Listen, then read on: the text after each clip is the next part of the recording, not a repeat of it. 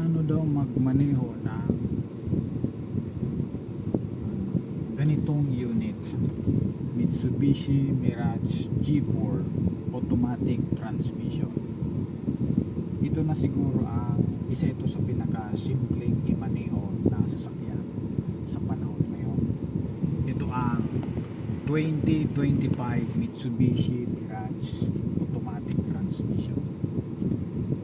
Una, siyempre dala mo yung susi mo, pasok mo dito, tapos start, nandito ang start button.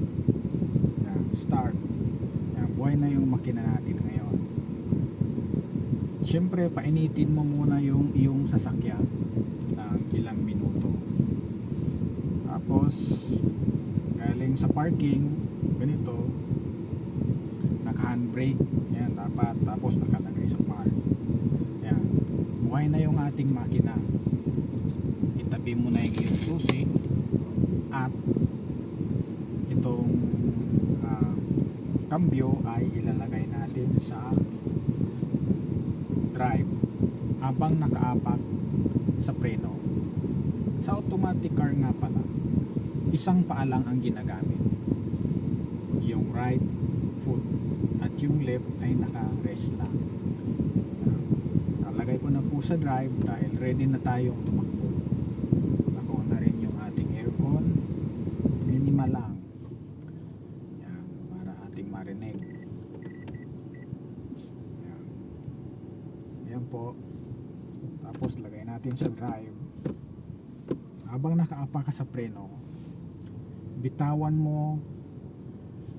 Nakaapak ka sa preno, i-release mo na yung handbrake habang nakaapak sa preno. Ayan, full release po.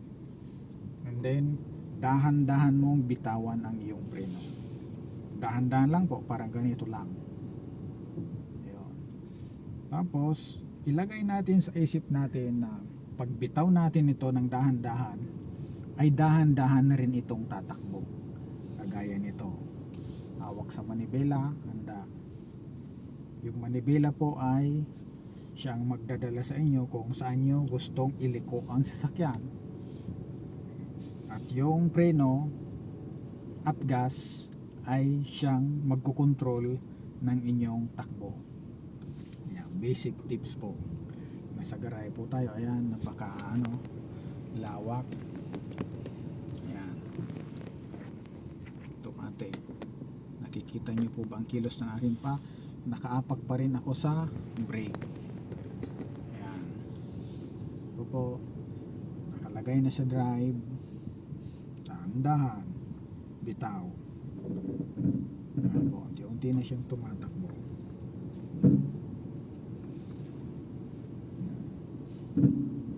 Pag binibitawan mo siya at palabas ka ng garahe, nililiko mo din pa unti-unti ang yung manibela kung saan ka pupunta. Ayan.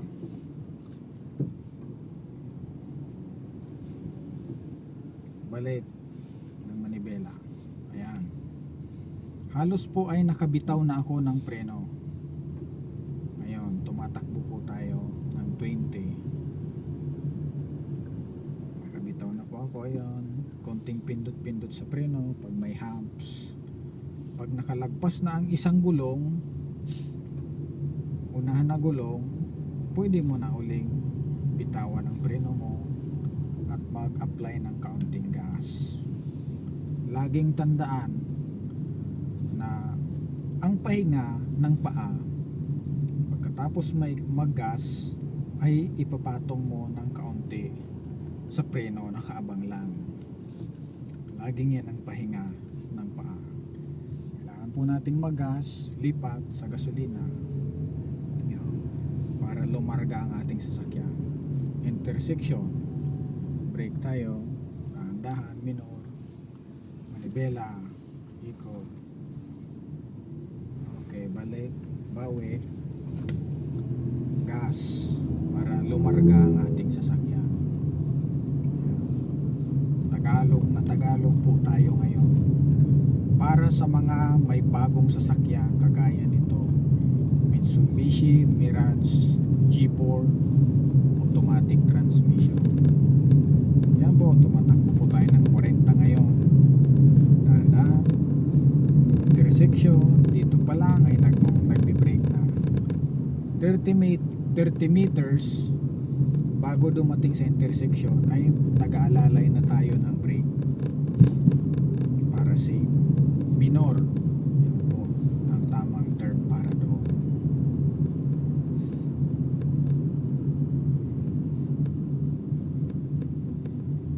Full stop, galing sa full stop para magsisimula uli, dahan-dahang bitaw ng preno para lumarga ang kotse.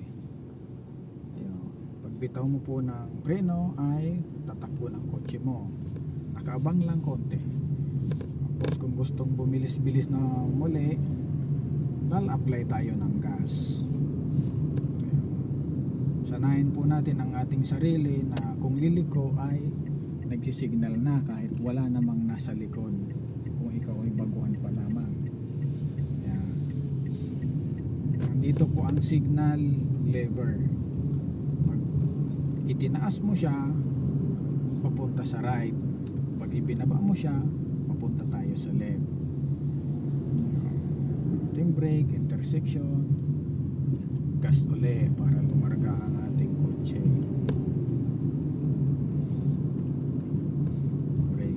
Ganun lang po. May humps uli, palagpasin ng isang gulong, ang unang gulong, tapos maggas na pag nakalagpas na. Pakita ko po sa inyo ang tinatakbuhan natin ang lugar. Ayan.